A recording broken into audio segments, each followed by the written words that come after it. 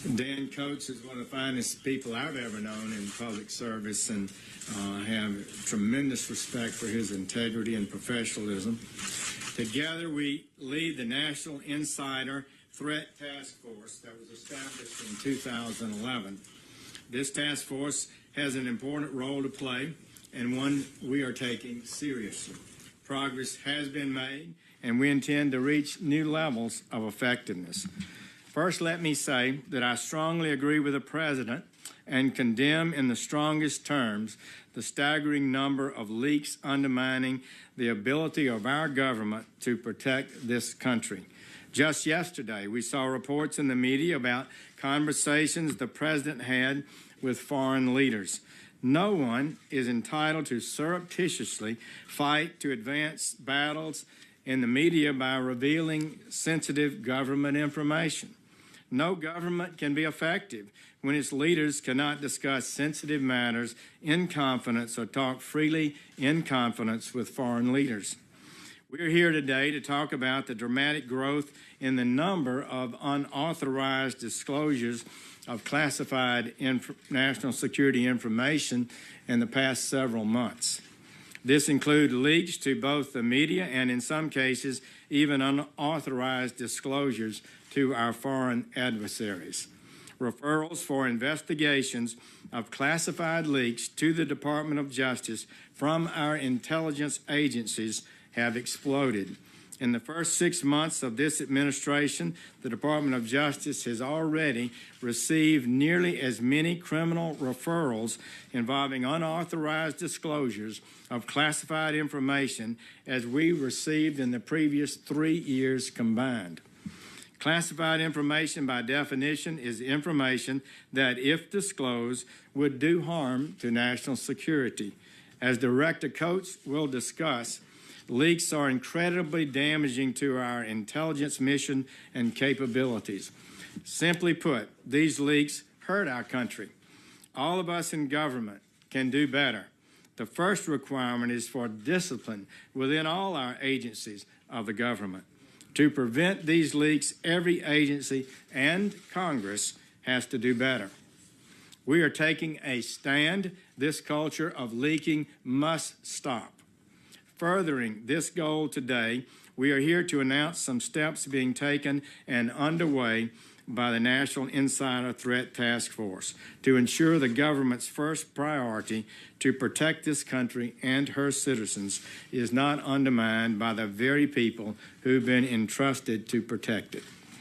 While the Department of Justice does not discuss ongoing investigations or confirm specific matters, it is important for the American people and those who might be thinking about leaking classified or sensitive information to know that criminals who would illegally use their access to our most sensitive information to endanger our national security are, in fact, being investigated and will be prosecuted. Since January, the Department has more than tripled the number of active leak investigations compared to the number pending at the end of the last administration.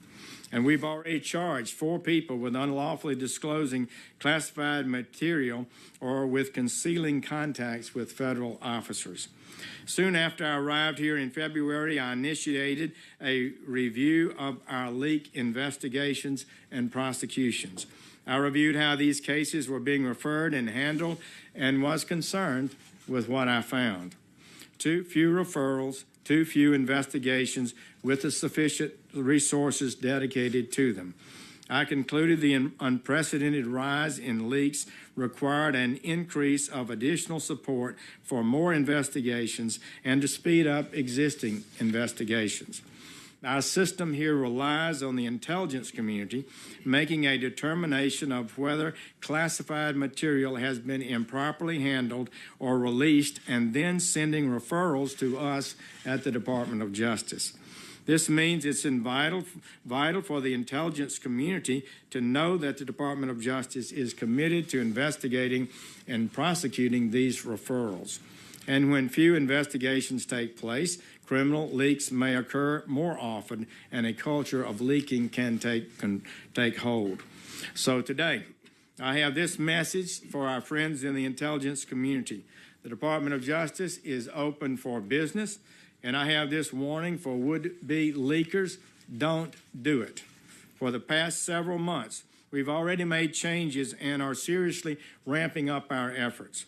First, I directed my fine deputy, Attorney General Rod Rosenstein, whose district in Maryland encompasses NSA headquarters and who has personally led investigations of this kind, and the investigator, FBI Director Christopher Wray, to oversee all classified leak investigations, actively monitor the progress of each and every case.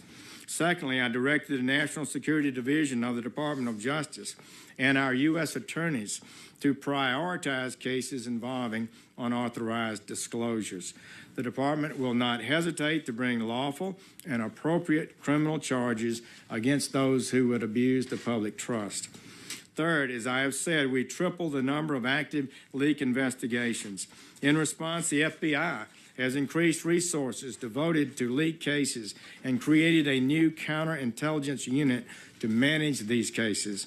Simultaneously, this department is reviewing policies that impact leak investigations. And I've listened to our career investigators, FBI agents, and others, and our prosecutors about how to most successfully investigate and prosecute these matters. At their suggestion, one of the things we are doing is reviewing policies affecting media subpoenas. We respect the important role that the press plays and will give them respect, but it is not unlimited. They cannot place lives at risk with impunity. We must balance the press's role with protecting our national security and the lives of those who serve in the intelligence community, the armed forces, and all law-abiding Americans. Finally, here is what I want to tell every American today. This nation must end this culture of leaks. We will investigate and seek to bring criminals to justice.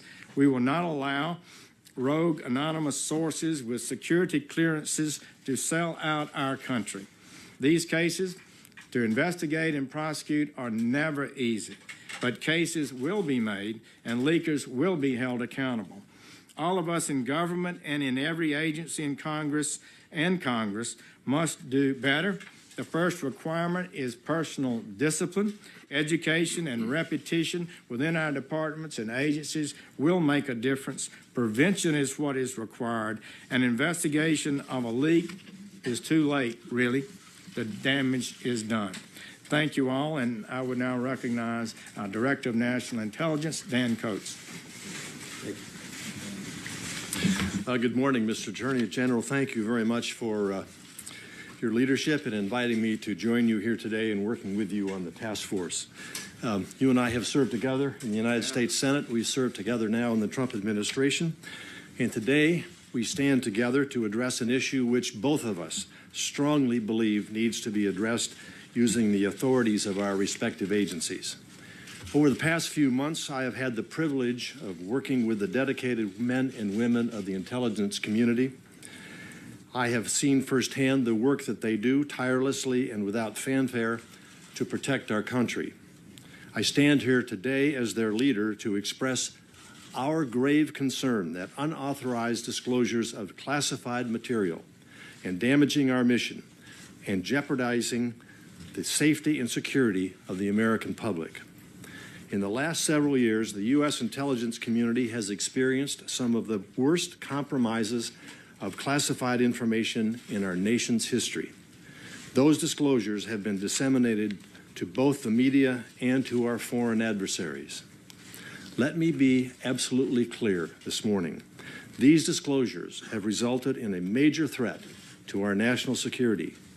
They endanger the men and women of the intelligence community, the armed services, and those who serve overseas. They give our adversaries knowledge of our activities. They impede our ability to share information with our allies.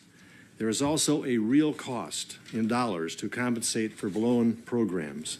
And most importantly, as I have previously noted, these unauthorized disclosures endanger the safety and security of Americans across the country.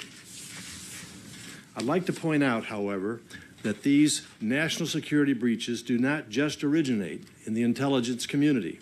They come from a wide range of sources within the government, including the executive branch and including the Congress. Now, if someone who has access to classified material has legitimate concerns, there are multiple ways for them to put forward a complaint. The IC offers avenues for whistleblowers and protections for those individuals to report concerns without fear of reprisal. And there are other legal options available outside of those channels, including notifying the congressional intelligence committees or even their own congressional representative or senator in Congress. Having said this, it is important to stress that any disclosure of any disclosure outside of authorized channels is a criminal offense, and we will simply not tolerate the illegal release of classified information. The National Counterintelligence and Security Center, which is part of my office, is currently carrying out a review of the policies that are in place, guiding IC agencies' processes for investigating and reporting cases of unauthorized disclosures.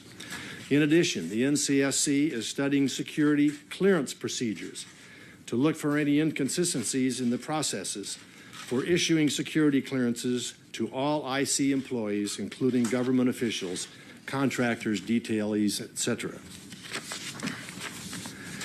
If inconsistencies are found, NCSC will make recommendations to strengthen the security clearance process, and this can be discussed and will be discussed after we finish our remarks.